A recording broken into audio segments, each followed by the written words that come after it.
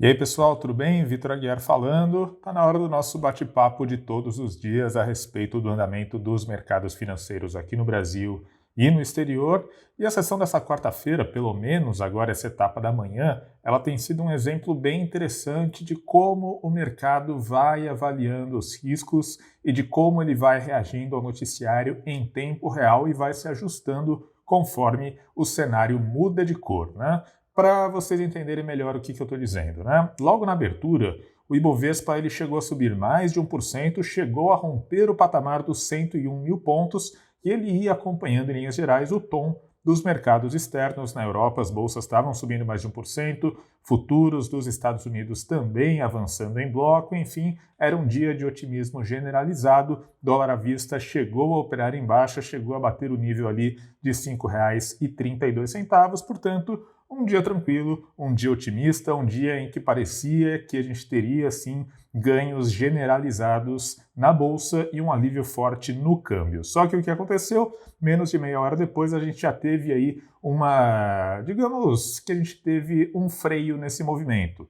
O Ibovespa, ele está subindo ainda, mas num ritmo bem menor, subindo agora por volta de 11h15 da manhã, 0,4%, perdeu os 101 mil pontos, agora está em 100.810 pontos, e o dólar à vista virou. O dólar agora está em leve alta de 0,2%, 0,3%, com isso já volta ao patamar dos R$ 5,36. O que aconteceu? Por que a gente teve essa primeira onda de otimismo, essa primeira onda de euforia, e agora a gente tem um tom mais contido nos mercados brasileiros? Bom, em primeiro lugar, tem um noticiário referente ao coronavírus, né?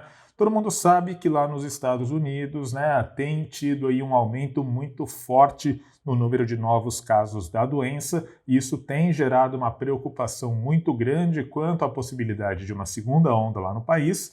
E, por causa disso, as autoridades da Califórnia e alguns outros estados americanos já estão começando a sinalizar um retrocesso no processo de reabertura. A Califórnia já determinou fechamento de restaurantes, de bares, de alguns outros estabelecimentos, e aparentemente esse é um movimento que vai começar a ganhar força lá nos Estados Unidos, esse passo atrás à reabertura.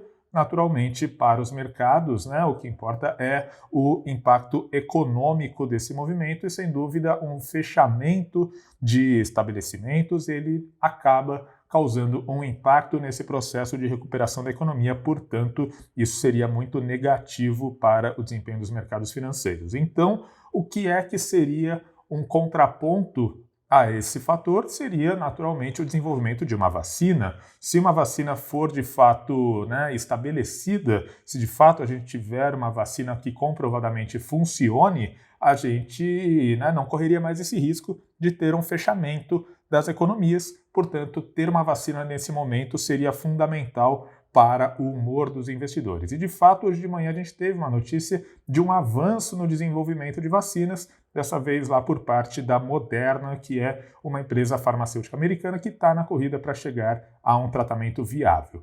Acho que é importante fazer algumas ponderações quanto a isso.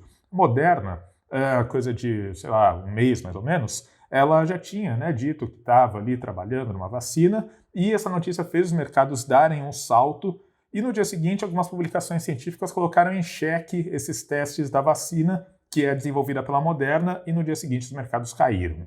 Então, né, dá para ver que a ansiedade ela é tão grande, a gente parece estar num cenário tão binário em que ou tem o fechamento ou se chega uma vacina rápido e aí esse risco está fora do radar, que qualquer coisa faz os mercados reagirem com muita intensidade. Parece que esse foi o caso, né? Então, quando vem ali a manchete, né, todo mundo sai naquele frenesi e depois vem uma onda de não, calma, né? Veja bem, a gente ainda tem um cenário muito preocupante no curto prazo, então esse movimento arrefeceu. Além disso, a gente teve aqui no Brasil a divulgação de projeções econômicas atualizadas por parte do Ministério da Economia, e ele ainda trabalha com uma queda de 4,7% do PIB em 2020. Né? O Ministério ele não mudou as suas projeções econômicas, apesar dos últimos dados de atividade referentes a maio terem tido aí um resultado um pouco mais positivo. Né? Tem duas leituras para isso. Em primeiro lugar, há uma frustração, porque afinal de contas, né, temos visto um princípio de recuperação econômica, mas para o Ministério, né, isso não é suficiente para melhorar as projeções para 2020. Por outro lado, 4,7% de queda ainda é um resultado melhor do que, por exemplo, o Boletim Focus mostra. O boletim de segunda-feira mostrou uma projeção de baixa de 6,1% no PIB. Portanto, também tem aí dois lados a serem analisados e o mercado ora dá preferência para um, ora dá preferência para outro. Então, por isso que a gente vê esse movimento de instabilidade na Bolsa nesta quarta-feira. Bom, vou continuar de olho em tudo, vou continuar de olho no andamento aqui do Ibovespa, do dólar, das bolsas lá fora e qualquer coisa eu atualizo em tempo real lá no seudinheiro.com. Certo, gente? Muito obrigado, um abraço e até amanhã.